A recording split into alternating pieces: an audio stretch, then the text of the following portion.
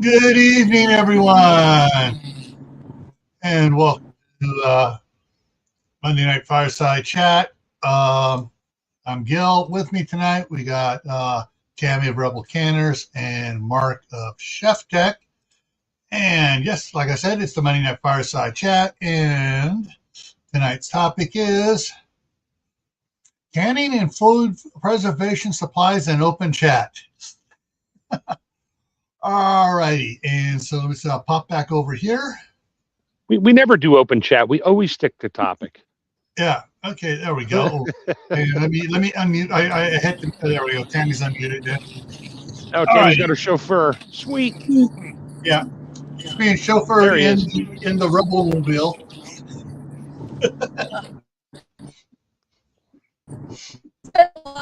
We got it at 6 o'clock. We had an hour drive. We had to be somewhere at 7:30 for basketball tournaments.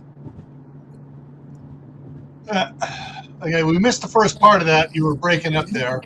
But we got basketball tournament. I can't even pronounce it. But let me go ahead and see who all's in here. Day. Yeah.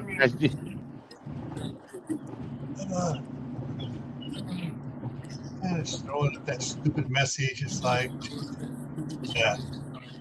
Okay, so first one in was Crew 1351, then Mad Chick on your side, Shady Hills, Homestead, ChefTech on both sides, Geeky Gardens here.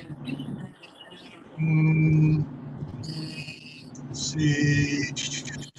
Diana is over there on your side. Sandra Volmar's here. Diana's here on my side too. Prepper for the Ages is here, and Howie is here. What's up, Howie? Robot. Yeah.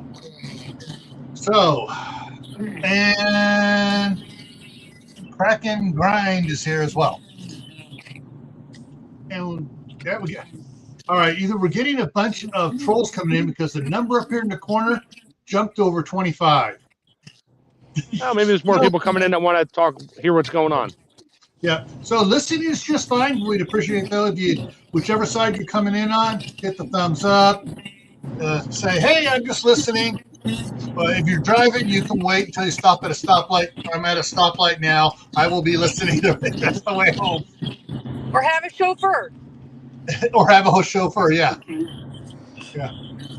All right, so tonight we're just going to be talking about supplies. Whether it's canning supplies or you got the big pot to do your blanching your the vegetables you're going to freeze. I got to get one with the dehydrator. And Uncle Richard just came in. Yeah, I knew he'd be here sooner or later. What's up, Richard? Yeah. And of course, for those of that have taken the big plunge and got the freeze dryer, you know what sort of supplies you need. Or if you haven't taken it, I'm sure Mark will like to share some knowledge on what you might need if you get a freeze dryer. I got another email from just lost it, freeze dryer company. Oh, dang. Harvest Right or the other one? Harvest Right, yeah. Saying you'll get emails forever from them with our special deal, and yeah, okay. Yeah. And the thing is, though, that this one has said we will match any of our outlets when they throw stuff on sale. You tell us who's doing it, and we will match it or beat it. Yeah, you're almost better off depending on the who you're buying it from. Yeah. I bought mine locally, and yeah, they have it right there. They will open the box right there and make sure everything is good to go before it leaves their place. Then you get it home and fire it up. And if there was something wrong, you had to go through Harvest Right. But yeah, Crack and Grind came over from Mike's channel, UK Prepper. Okay. Yeah, I see it. Yeah, there it is. Yeah. So, well, let's start with basic water. Froze there for a second. Let's start with basic water bath canning supplies.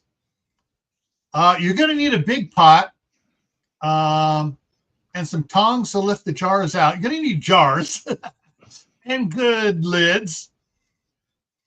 Oh, I saw an article that a certain old-time community has totally stopped using the ball and Kerr lids, and they're going only with Superb lids. Yay! Tammy better get her get him the link so she can get a piece of the action. I have it below every video, but if you go on the website and use the code RebelCanners20, you'll save 20%, and I'll get a little ching. Yeah, a little stipend. Yeah, and yeah. So water bath canning. I've been doing water bath canning since the early '60s as a little kid, helping my grandmother do jams, mainly blackberry jam. And when grapevines I planted as a little kid started producing, then I started canning some grape jelly and canning grape juice. Water bath to me has always been simple, just so long as you don't have a cold breeze coming in when you're taking it out of the pot. And you don't need to have the basic theory of water bath canning. Just don't put your jars on the bottom of a regular pot. You need some kind of a spacer. Yes, you can use a kitchen towel. I've done it in a pinch. I don't have a small enough rack. I'm like, okay, I only need to do 4 little jars of something I made. So I just take a kitchen towel, soak it, let it get wet, push it down. You got to make sure it stays there. Yeah. And put your jars on top of it. Just keeps the jars from cracking on the bottom. Yep. And that's it. You don't need the special holder. I mean, it helps.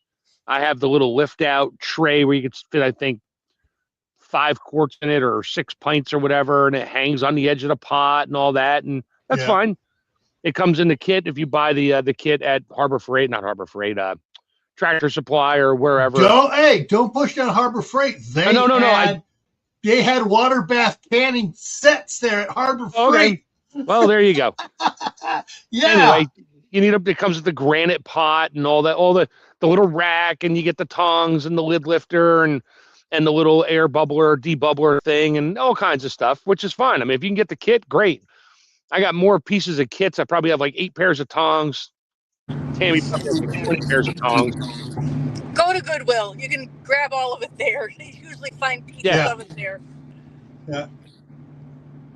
All right. Got a question here from Jill, Prepper for the Ages. For water bath, do the jars need to be hot to start with? If you're putting hot food in the jar, you need a hot jar. And if you want to save time, I think you should probably use hot jars and hot food, because otherwise it takes us so long to get it back to the water in the water bath back to a boil. So for water bath canning, I prefer hot jars, hot food. Yeah, generally your water's already boiling in the pot. Then don't put too much water in there. What I would suggest doing is, if you've never done it before and you're going to do, say, pints, fill up all your pint jars. You don't have to don't even put lids on them. Just fill them up with water, put them in the water bath, and then bring your water level up above about an inch above it. Then pull the jars with the water out and see where your water level is. Put a line on the pot. Go a little bit higher, but not much. You don't want to fill the pot up too much. You start putting full jars in there, you're overflowing your pot onto the stove. Yeah. Take it from my experience. Been there, done that. Whoops. Have a ladle. We'll put that on the list of supplies. A ladle or something.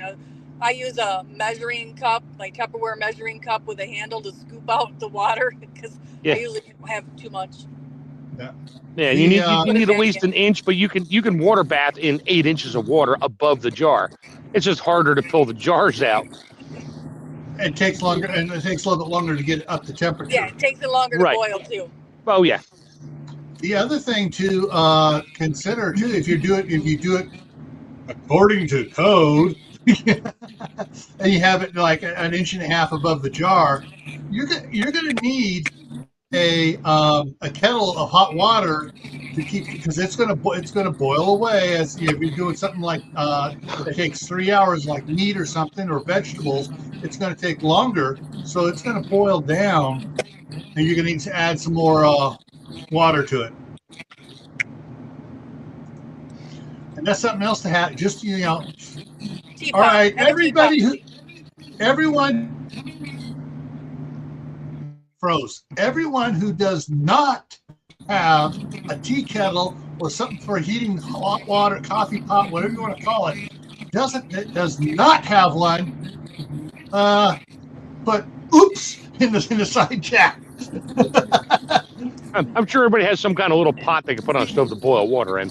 Yeah, and it's like all the camping my wife and I did with the Cub Scouts, the Boy Scouts, the Explorers and stuff. We got 4 or 5 of the old-fashioned, coffee pots, the blue speckling ones, Yeah, we got a bunch of those. We got some of the old aluminum ones, and we have some of the aluminum ones that actually have the coffee filter thing inside it, percolator inside of it. Oh yeah, I got mine. Because some of the adults we need coffee. We don't want the instant. It's like, fine, here you go. Here's my one I brought up specifically for the adults. Yeah. Go light a fire, and you can wait 20 minutes for your pot of coffee to be done. I'm having instant. Well, sometimes when they first get up, after the first time I pull it out, when they get up a little bit early in the morning, first things they do, they get the fire going. They put a pot of water on there for them. Yep. Now, speaking of which, Tammy has canned on a campfire. So you've done both pressure can and water bath, Tammy, on a campfire? I don't like to pressure can, but I do water bath everything on the campfire. When I'm out camping, I'm usually getting fruits and things like that. Pickles, I pickle a lot of things, so those are all water baths. Yeah. I could. It's just a lot harder to keep it at the right temperature. Yeah. It can be done. Let's see. What else would they need for water bathing? As you can see here, I got the little cheap plastic funnel for the jar, sitting in a jar here. I got the tongs behind it. I got the rack here, just a cake rack, and you can get cake racks from everything down to the 6-inch size up to 24-inch size. Right. You can get those at Goodwill or any place else. Sometimes at estate sales. Just measure your pot. I did the same thing. Yeah. Go ahead, Tammy. Something like a hot pad or a big bath towel you can fold in half to put your jars on when you take them out, so they're not right on your counter and they don't break. You got to go forward a little. Right. Yeah, I put until we get the cutting board set up, I put 2 layers of towels down. When we get the cutting board set up, we'll just put one cotton towel over the top of the cutting board just to help protect it a little bit. But yeah, especially with the countertop I have here, if I were to set the jars directly on that, even if the jars survived, the heat from the jars would loosen the adhesive glue that holds that fake laminate down on top of the counter. There we go. Basically, you need the same stuff for pressure canning. You don't need an extra pot of hot water once it's in. You can mute Tammy. She's. Oh, there sorry. she is. I thought I muted myself. The visor broke and it was hitting me in the head. And then Bad visor. Bad Tammy. Then he's going over the speed limit over here, so I'm like, go 55. Yeah. One more thing I wanted to add to Jill's question about water bathing.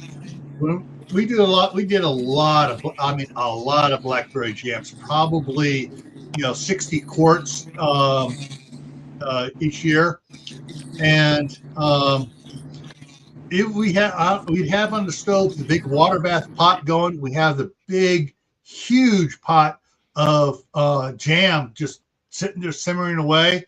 And then we had another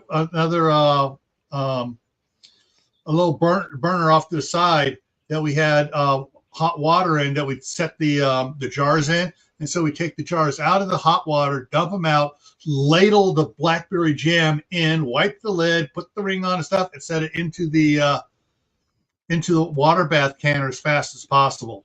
And had the candy thermometers, making sure everything's the same temperature. That was just my grandmother's way of making sure she doesn't break anything from thermal shock. I mean, you don't have to be within a degree. Yeah, within 5, 10, 15 degrees is fine.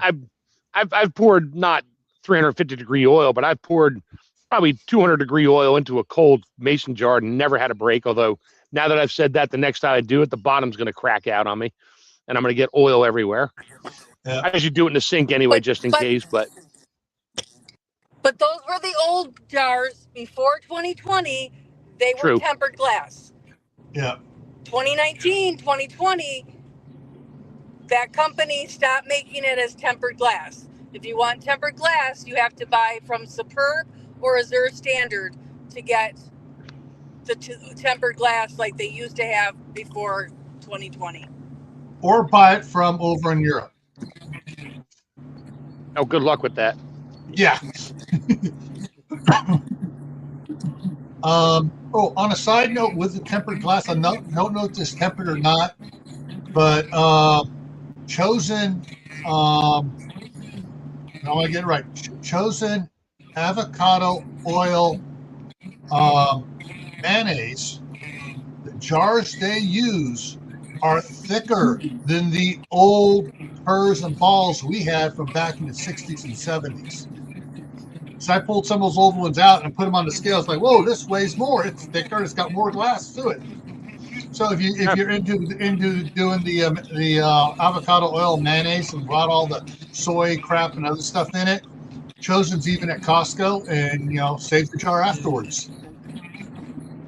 I think a lot of us, like Tammy, you buy anything that's in a jar that takes a standard takes a standard ring, it's a keeper. Yep. I got more pint and a half jars from tomato sauce laying around. Even if it has a lug lid, I'll use it to water bath. Yeah. Yeah. My wife started saving the lug lids too, specifically for jams, jellies, and stuff that you want to water bath in. Which means you have some really small, cute ones too that have those lug lids on them. Yeah. And that's the thing is, you can save jars, commercial jars. They just don't want you to do it because they don't want the liability saying someone saying this is one of your jars and we got and something happened. But you do have to be careful if you're reusing like a pickle jar with the thin lid. There is a way to put that lid on there where it won't, where it'll vent out but then suck flat. But even over time, the little rubber insert that's permanently in the lid there, they start to get flattened out and not do the best things anymore. Yeah. So what you do to fix that is you boil them with a teaspoon of baking soda for 5 minutes, and then that rubber poofs back out. Cool. Did Angels come? I see Sandy saying hi to Angels. Did Angels come in on me? I didn't say hi to them. Must have. She's not on Tammy's side. I'm watching that. Or she's on. She's there. She's texting. She's texting Sandy while she's listening on her tablet or something, being chauffeured or something. Yeah. Been working on a coop. Got cold water and AC. Yeah. Yeah. So the next time the staff sergeant comes up here, which should be, take a look, see at the calendar. Should be the 20th or the 21st. We're going to have a discussion about since I got so many of my daughter's pins coming over here to our yard, about possibly putting up a nighttime coop for them with a door that opens and closes with the sun, and That way, because I know I've heard them in the middle of the night clucking. So they're laying eggs somewhere around my house. Yeah, well. Yeah. So what do we need? We already covered water baths, and now we're into pressure canning. Pressure canner. Pressure canners. All right. I'm gonna go on it here for you guys.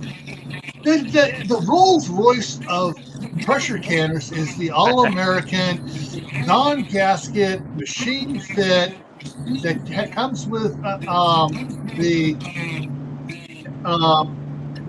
gauge and the little thing that you unscrew out and put a jiggler on. So, and if you're going to get a jiggler for it, that's the thing that goes get the 3-parter, and so you have it at 5, 10, or 15 pounds for the jiggler, and not just have to be watching the gauge all the time. So to be clear, any new All-American you buy now does not come with the old vent pipe anymore. Doesn't come with the vent pipe. So if you pick one up. If you buy a used one, I bought 2 used ones that needed a change out. Changing the little vent, spring-loaded vent thing. I mean, you can use it with that. They work fine. Well, they should work fine. But if you want to go to the vent tube with the weight on it, it's really easy to do. And it's just pipe thread. Unscrew it, order it from whoever you order your parts from. I get mine from, I forget the name of the website now. And Tammy has a place she gets parts for canners from. Lehman's Hardware in Kidron, Ohio. True Value Hardware all over the United States. Right. I have an Amish Hardware near me. Yeah, if you're going to get All-American parts, there's a couple sites that.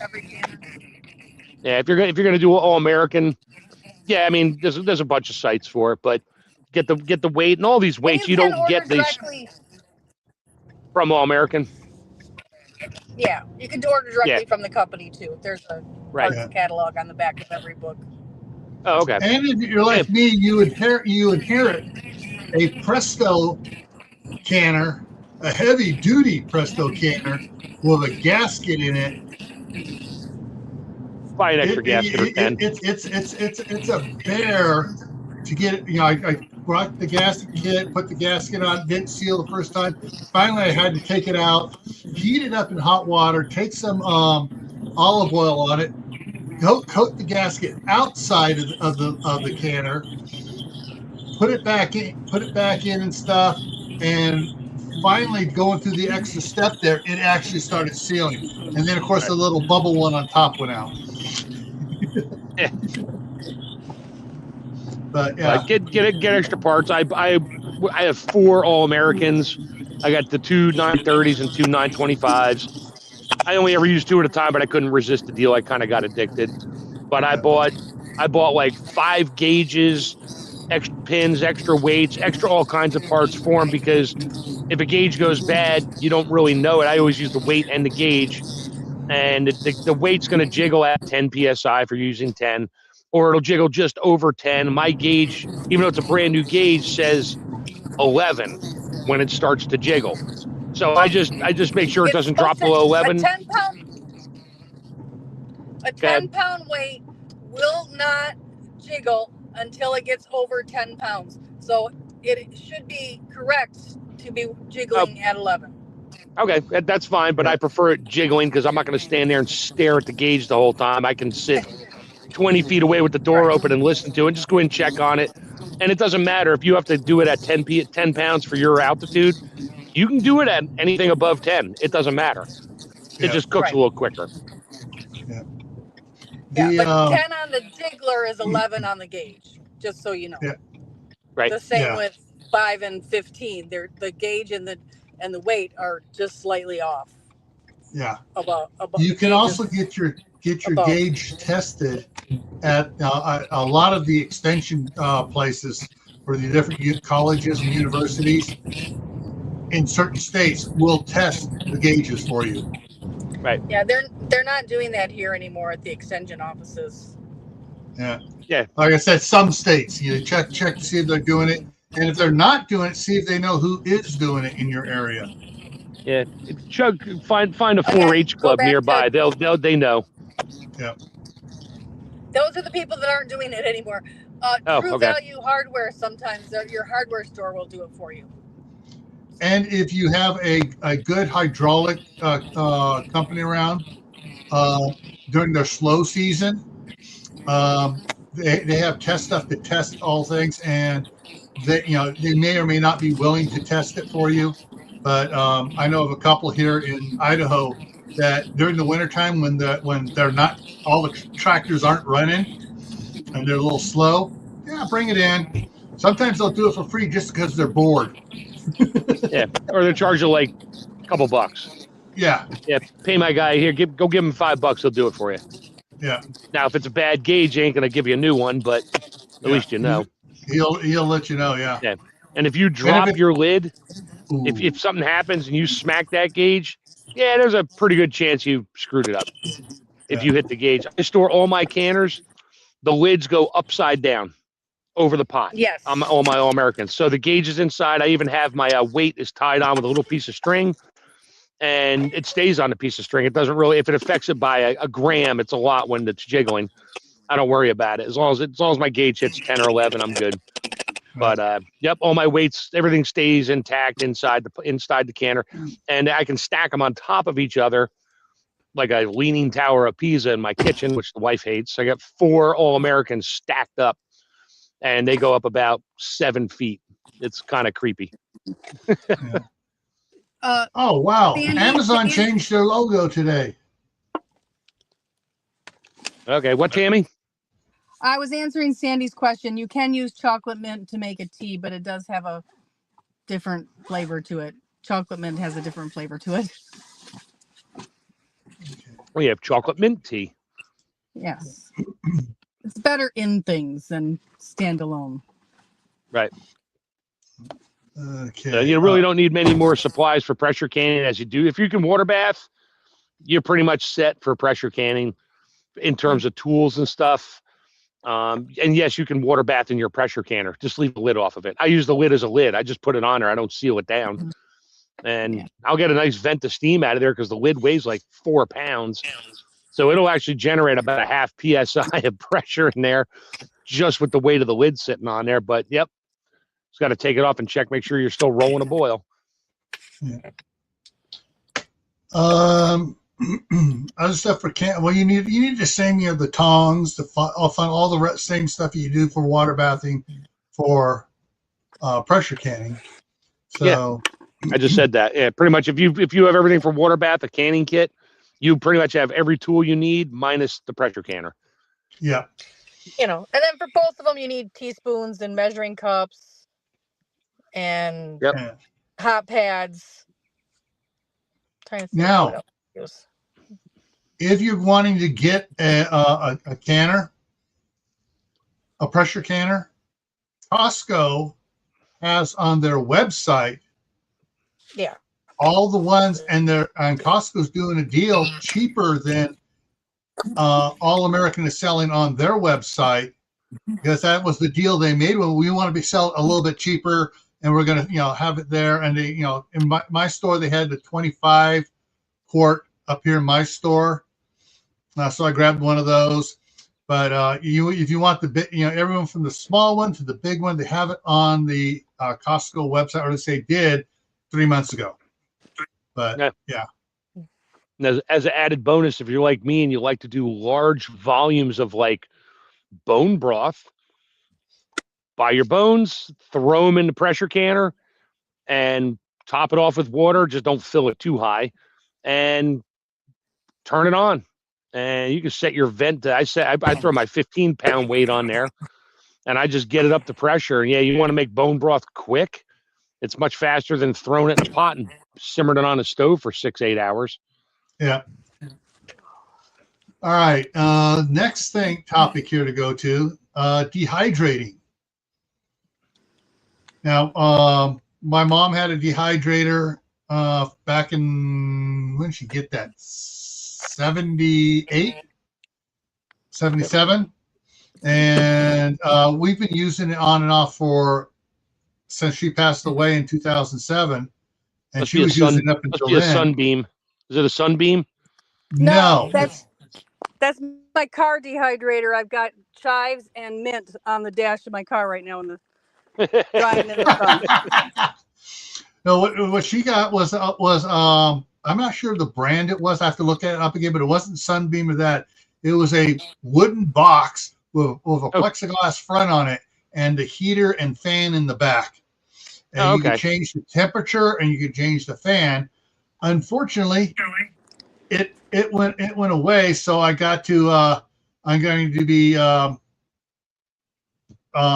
when it comes up here to me, I will be putting a new fan on it and trying to find a comparable type heater, a little controlled heater that's, you know, it's not very hot. It's just like maybe a 25 watt heater, just enough to raise the temperature.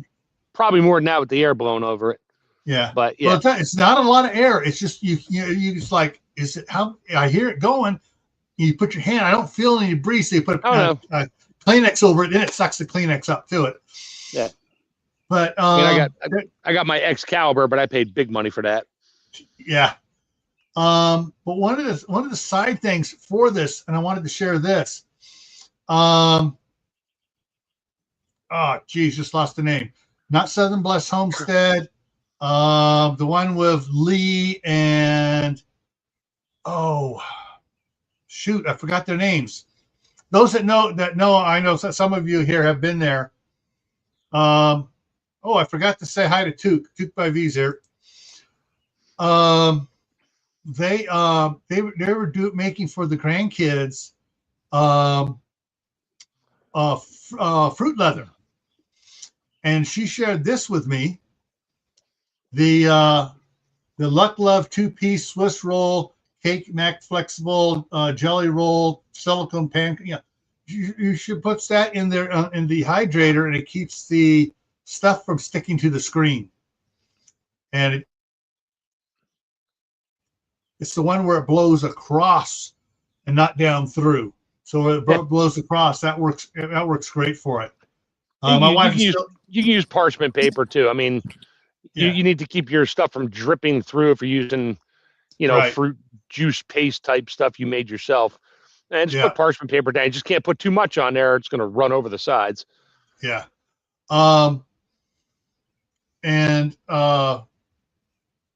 What she was saying, she got the ones that were just a little bit bigger than her trays. So when she sets it in there, it's kind of cupped. So it keeps it. But you get it too thick though, it's going to take a lot longer to dehydrate. And dehydrating is another skill that is just so. I mean, When I did a have lot a of notebook herbs with stuff written down on it as you learn. When I dehydrated a lot of my fresh herbs, and I learned the hard way the first time I did a lot of parsley because I had this massive abundance of parsley. I put it in the Excalibur, loaded the trays up, put it in there. Unfortunately, as it gets super dry, when I took the front cover off, I forgot to shut the fan off. So I had like parsley bit. I mean, it's not a high velocity, but it's enough that doesn't weigh anything. I had like little parsley flakes blowing and they weren't flakes. I left them whole, whole pieces so they wouldn't do that. I just mashed it up and stuffed it in a jar. But blew out. So the other thing you could do is get another set of the tray mats for it, lay it on top. Yeah. And that way, as it dries out, it'll kind of hold it down, keep it from blowing around. And there are hundreds of videos on dehydrating. Oh, thousands. Yeah. I know Broussard Homestead dehydrates and does a bunch of stuff with their dehydrators, plural. Southern Blessed has dehydrators. Stringfield Ridge. That's the one with Lee and Teresa. Stringfield Ridge. Yeah, they do dehydrating a bunch too. And then there's others. Tammy Courtney at Wide Family Farm does some dehydrating. Tammy dehydrates in her car, especially the peppers. She just hangs them in the car because in summer the car gets hot. So yeah. Yeah, her minivan's like a rolling bodega. Got fruits and vegetables just hanging everywhere from the clothesline and laying on the dashboard. And it works. Pulls her. What do you have in there? Oh, this is nice. This is the chili peppers. This is basil. This is oregano. This is parsley. Which one do you want? I got some fruit leather brewing in the glove box right now. If you want to wait 20 minutes, it'll be done. Sorry, we're making fun of you, Tammy. Sorry. Yeah. But it works. Now with the dehydrators, besides the ones you can buy, you can buy in the stores, on Amazon, wherever you want, on whatever websites. Some people are because it uses electricity, and their local company is bending everybody over the barrel, and just jacking prices up. Several people have made solar dehydrators. Yep. What Anthony at Palmetto Prepared made one on wheels, so he just goes out there and sets a timer. Time to move it a little bit. Move it a little bit. Another 45 minutes. Move it a little bit, and that way he tracks the sun, so it gets the most on it. He has a screen over the intake. He has a screen on the output, so flies can't get into it. So little tiny solar fan. Keep the airflow. I started one because my car is not big enough for all of my dehydrating needs, but I haven't got it finished yet. But I will be doing a video. But I did start one last fall, which was way too late for everything I need. And they're not hard. They're really not hard. If you can make a wooden box, you can make an outdoor dehydrator. Yeah. One of the guys took and used hang on, wait, before I get you, I can just hear people, what? Took some old-fashioned oil-based paint and painted the inside black and let it, just a little solar fan blowing, let it go for a month or so just to make sure all the hydrocarbons got out of it before he put any food in there. All the volatile organic compounds, the VOCs. Yeah, those. Yeah. Got rid of all those. And then they had the black inside and outside the box absorbed more heat, so he didn't have to put a heater on it besides the plexiglass over the top to trap heat. And I wish I could remember which guy that was. You could doing the inside doesn't make much sense if you're full of food, the sun really doesn't get in there. But doing the outside, you paint it flat black. Doesn't matter what paint you use on the outside. Flat black. Yeah. Oh yeah, it'll get hot. Yeah. And so but the sidewalls on the inside and everything else that he was, any surface he wanted to get heat to every surface possible. Right. But so there are plenty of how-to videos out there to check out. Ooh, I hear birds chirping in the background where Tammy is. Yeah, I hear birds chirping there, and I hear little boys walking by my window right now. Yeah, the birds are it's gonna rain here. It was supposed to have rained at 6 o'clock, but I feel like it's maybe. As long as you get another 20 minutes without the rain, you're in good shape. Yeah. I can always go in the house. It's just nice outside right now. Yeah. And there are books on Amazon and any paperback bookstores that are still working in your area. You can go in there and get some books on dehydrating. There's some really good ones out there. Yeah, there's a million. There goes 2 more boys. Okay, I've got all 4 boys. It looks like. Oh, goody. Yeah. Just Google solar dehydrator if you want to go into that without electric. Yeah. And you'll find it. They have the books on times and stuff, and how to make the fruit leather and all the other fun stuff you can make in a dehydrator besides doing your herbs and everything else. All you really need is a string and a place to tie them. You really just have to have some string and tie them up. You don't need anything fancy, just somewhere to keep them out of direct sunlight, and they'll dry. Yeah, right, I do in my house. I have central air, so my air in the house is very dry. And 2 years ago, I grew a bunch of the little Chinese cayenne peppers, and I just strung them up on a piece of string and just hung them from my pot rack. And like a week later, they were dry because my house is so dry. Yeah. Your best bet for getting that, I know, because Tammy's far north, I'm far north, Mark's kind of far north. Broussard Homestead, Stringfield Ridge Farm, and Southern Bless Homestead are all down in the Gulf states. So, I mean, Broussard's Homestead is down in Lake Charles, Louisiana. They're down there, stones throw from the Gulf. Yeah. So you might check with some of them.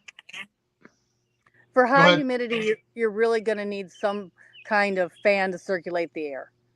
Yeah. So you're gonna have to either, put them in front of your fan that you're blowing around in the house, or you're gonna have to put them. Do it as much as you can if it's humid. But then, if you have a room with air conditioning on, an air conditioner is a dehumidifier anyway, so you can always, for the last half hour or so, you can always bring it inside, and it's cool air, but at least it's still going to pull moisture out of it, just not as quick.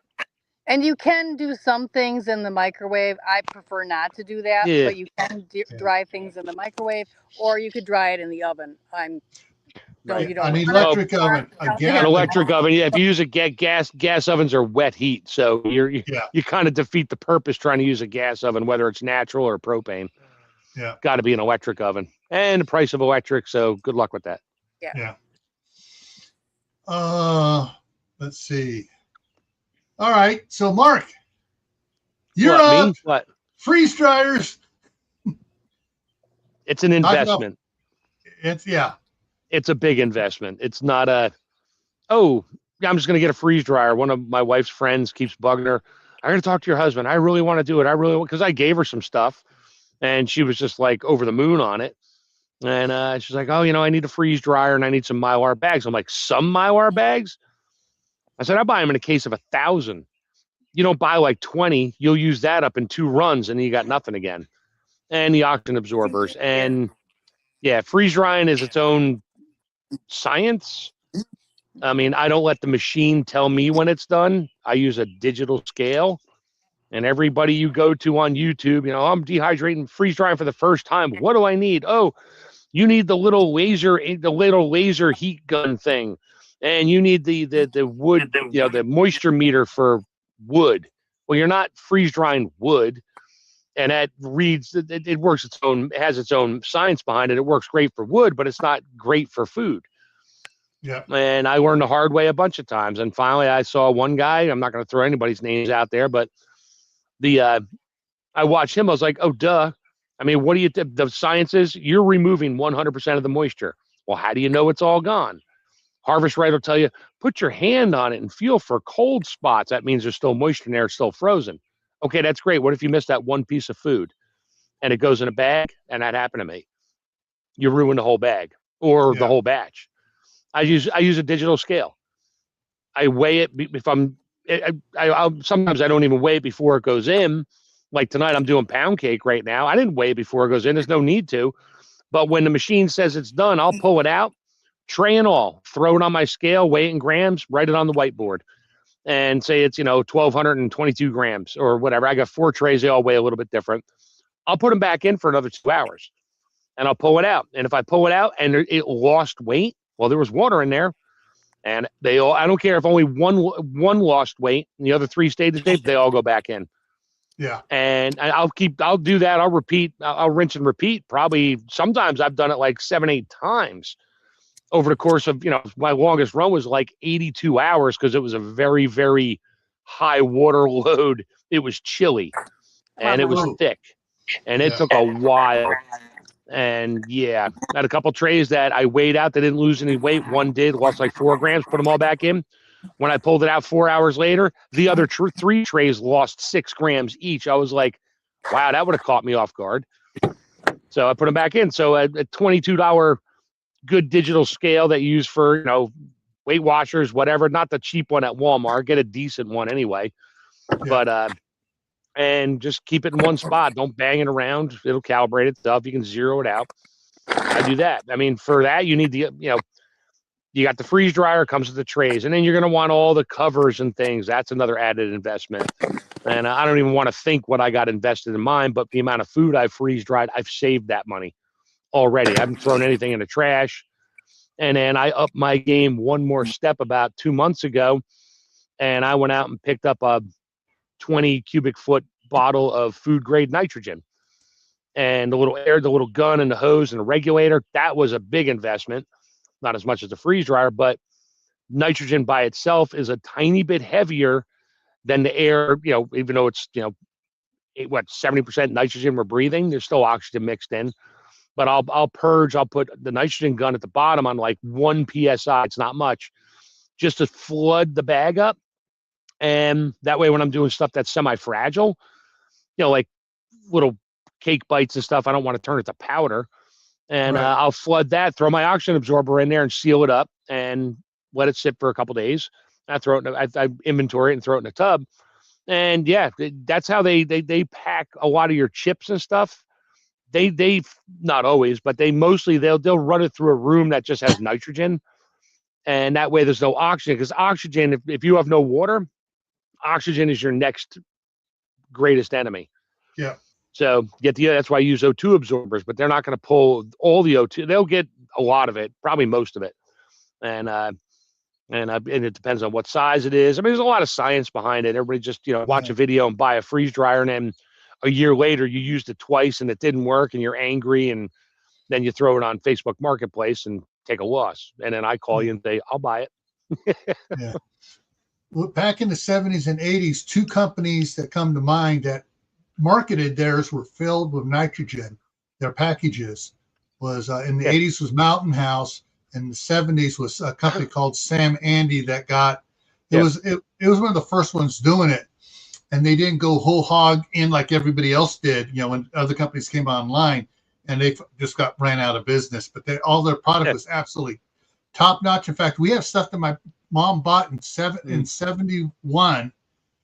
Every now and then we'll crack open a can, and it is pure and fresh and good. And so, pretty much all the commercial companies, they use nitrogen because they're guaranteeing their stuff for 20 years.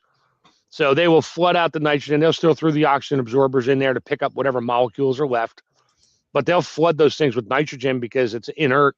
It doesn't do anything. Now you got to be careful with nitrogen because you can't smell it, you can't taste it or anything like that.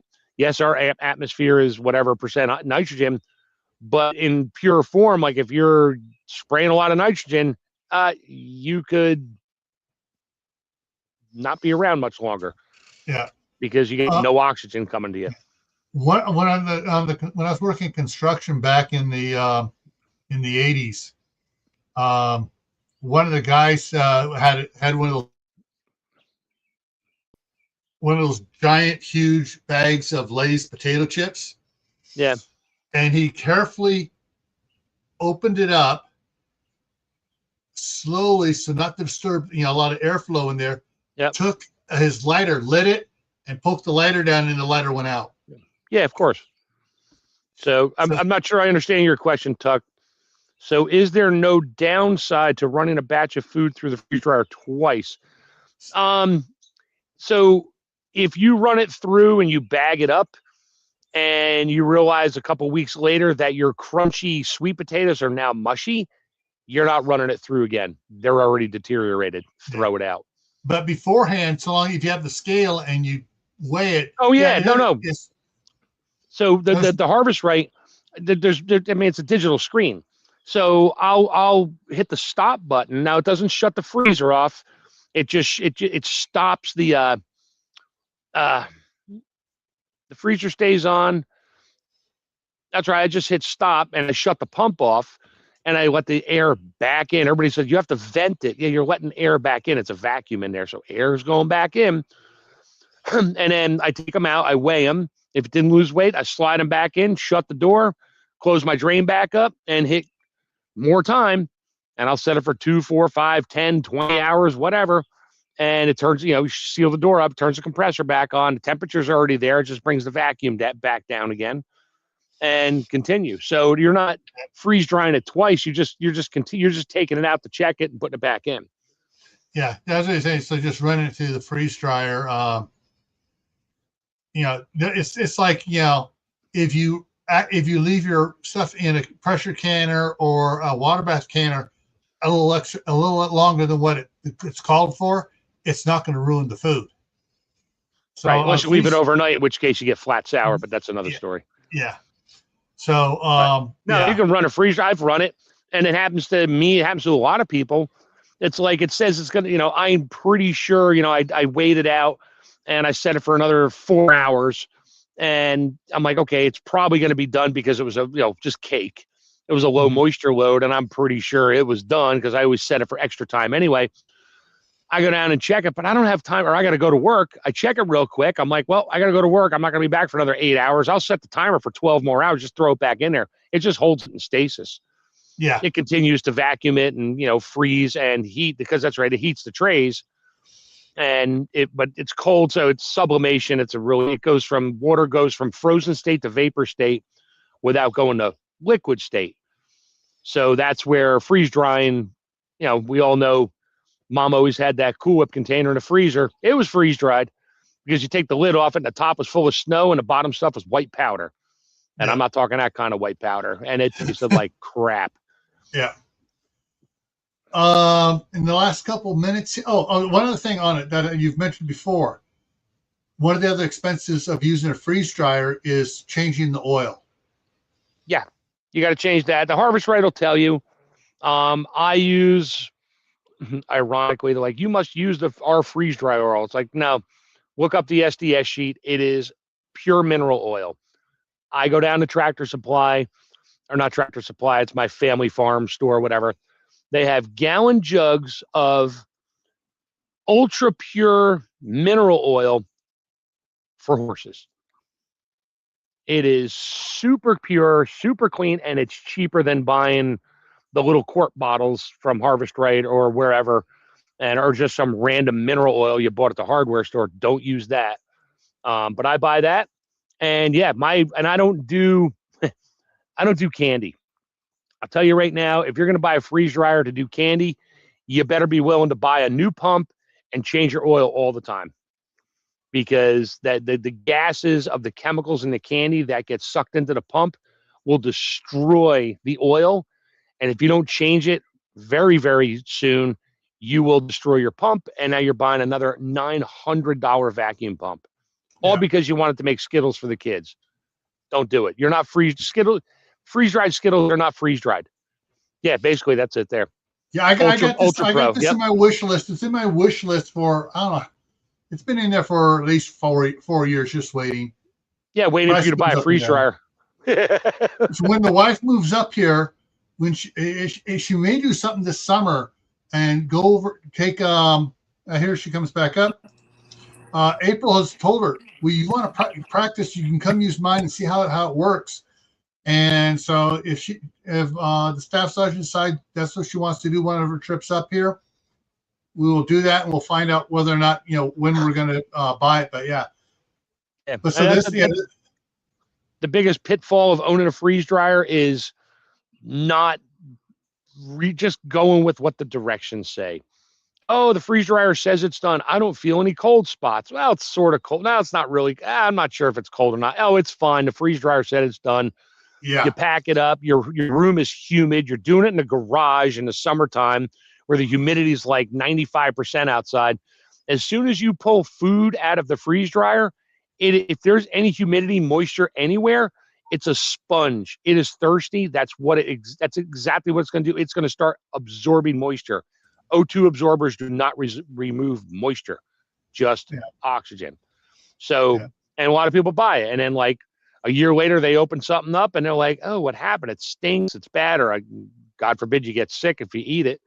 And it's like, oh, this thing doesn't work. It's terrible. And then it just sits there. And it was a waste of money at that point. So education is key on that one. Yeah. Now, in the last couple minutes we got here, I want to go to freezing food. for preserving it. My wife, what she does, she will take the zucchini, the tons and tons and tons of zucchini that the garden produces, and she'll run it through the hand crank thing where it makes like little strings of stuff. Zoodles. I was going to say more, but anyways, the little stuff there, and she will blanch it quick. Hot, do the hot water, the cold water, pat it dry, bag it up, and suck the air out of it, and toss it in the freezer. Yes, and within 14 months, it's all gone. Oh, that's a good thing. You're using it. Yeah, I'm not a zucchini fan. I did tell my wife when all the nurses at the hospital start bringing in their abundance of zucchini when everybody's sick of it. I said, grab some. She's like, really? Because she knows I'm not a fan. I mean, I'll eat it, but it doesn't last very long. No, I'm going to cut them into like 1/4 inch or a little thinner chips and throw them in a freeze dryer. And then she can open up a jar of zucchini chips and put her salsa on it, and they're crunchy, and it's a raw vegetable. And the grandkids will probably like that here. Oh, yeah. You do it with cucumbers. You can do it with a lot of stuff. Go ahead, Tammy. Sorry. I grate it, freeze it, and then I throw it in my spaghetti sauce. I throw it in all sorts of things. Zucchini bread. I throw it in lots of stuff. Yeah. Okay. We have several, some from my grandmother, some from my mom, some from her grandmother. It's a little stand thing that it has the different blades, round blades, cone shape, and you crank it, and then you can put cheese in there, you can put potatoes in there. That's how you can make hash browns the easy way. And she just puts the zucchini right through, does the same thing to it, makes the little like shavings that hash browns are like, and does that. You can get one of those things where you put it through the food processor and it comes out like spiral. Just a grater plate or whatever. Yeah, you can do the same thing. But you don't want to try to freeze zucchini whole. And I mean, unless you got a blast freezer, you can blanch your little chunks of zucchini, blanch it quick, and you better blast freeze it so it freezes so fast it doesn't lose its texture. So what? And then you can store it. Since you won't do candy in your freeze dryer, what you need to do is soak the zucchini in different fruit juices overnight, and then put them in the freeze dryer. Zucchini takes on the flavor of whatever you put it in. You could soak it in Jello, flavored Jellos. You can soak it in fruit juice, and you soak it overnight, and then you put it through your freeze dryer or your dehydrator, and you make zucchini candy. Yeah. Oh, zucchini bourbon. I guess that's the flavor you want. Free. Yeah, you'll have the bourbon flavor, but no alcohol because it's going to evaporate all that stuff out real quick.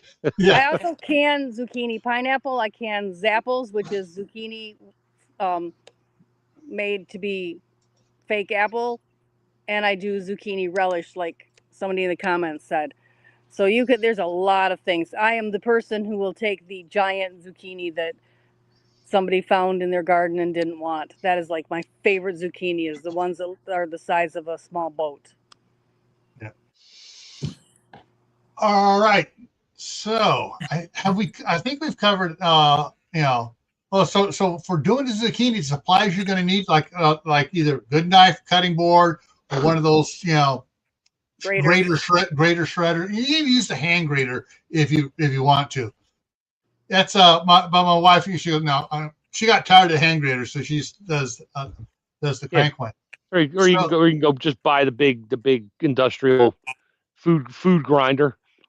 Yeah. Which I grind my own meat. I'll grind anything. I don't care. I do 40 pounds of chicken breasts into ground chicken in about 8 minutes. I can't keep up with. I mean, I can put it as fast as I can put it in. It's spitting it out the other side. Yeah. Yummy. The other thing you're going to need for this, just like the freeze dryer is, you can do, if you're going to do stuff short term, like my wife does, she just used good quality Ziploc bags. But some people use the Mylar bags, and they'll do it, or some will even do the food saver bags. That's a little expensive though. But, yeah. I mean, or you can up. Yeah, Tammy. I still have the freezer containers, like Tupperware, Rubbermaid. Oh like yeah, the square ones. Square ones that are a pint. Yep. Quart. Yeah. I got a bunch of those still. Yep. Yeah. Or you could really up your game and buy a chamber sealer. I know that's on Gil's list too. Yeah, $1,400 for one. Once we have the freeze dryer, the chamber sealer is going to be the next big purchase for the homestead. Oh, I can. A chamber sealer is different than a vacuum sealer. A vacuum sealer sucks the air out from inside the bag. So if you have, and everybody knows if you've had one, used it a lot.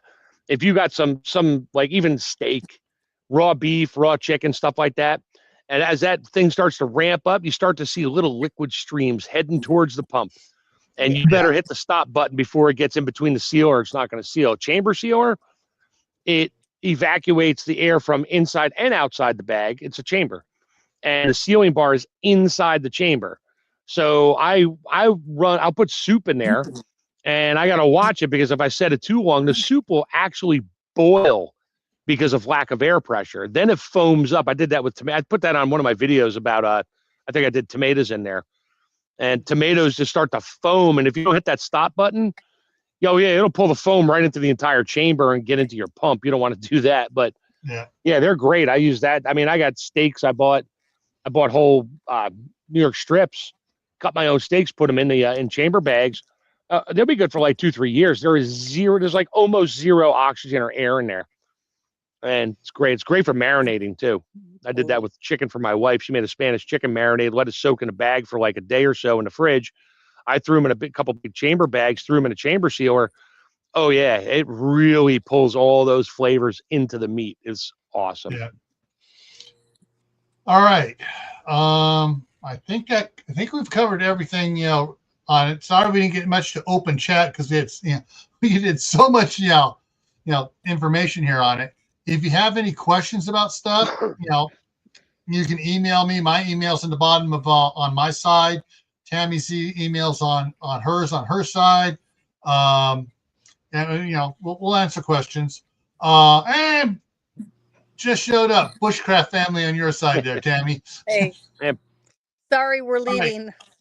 Yeah. Coming up here for me, you're not going live this week, are you, Tammy? Too busy? Oh, no. No, yes. Too busy. All right. Way too busy. For me, tomorrow night on my other channel, Gray Man Prepping, Gray with an A, the topic is build your skill bank. We're going to talk about skills and stuff that everyone should be learning that kind of just get missed. So we talked about building your skill bank. Thursday night on Gray Man Prepping, it's the Midnight Ride. It actually starts at 10 o'clock Eastern because that's when the Midnight Ride actually started. Friday, back here, for Friday night in the homestead, your home without all the China crap. And this was recommended by one of the viewers that said, to go take a walk through your home. We're going to talk about things that, China stuff or American made or even European made. You're going to pay more for some of them, but in the long run, is it worth it? We're going to talk about that stuff next Friday. Saturday on Gray Man Prepping for Survival Saturday. After the WHO demands shipping, what are your plans? Yeah, that's the sore subject with a lot of people. And then next Monday here, canning in the summer heat. Yeah, that's why we're going to be building an outdoor kitchen. But yeah, so those are the things we're going to be. I just tossed up my my link for the tomatoes in a chamber sealer. not the greatest quality. It's stuff to video through a dome lid that has reflections in all kinds of directions, but you can kind of see what's going on in there. Yeah. All right, everyone. So also, if you have any recommendations for topics you want to see us address, canning, dehydrating, any food preservation ones here on Mondays, go ahead and send it either to Tammy or me, and we'll get it added to the schedule. If you want regular anything on homesteading stuff, send it to me. For Gray Man Prepping, for prepping stuff, survival stuff, go ahead and send it to me on either of my emails, and I'll get it. So, all right, and with that, the grandson suddenly went quiet. There may be, yeah. All right, we're gonna end it here, guys, and hopefully I'll see you tomorrow on Gray Man Prepping. Take care. Have a good night.